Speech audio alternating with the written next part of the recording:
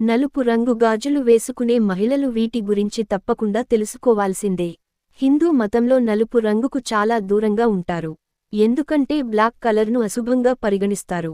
ఇది శుభ కార్యాలయాలకు అస్సలు ఉపయోగించరు.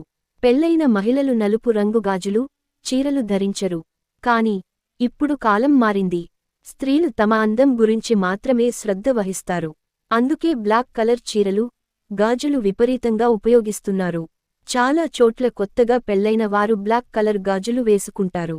ఎందుకంటే ఈ రంగు ప్రతికూల శక్తిని గ్రహిస్తుంది.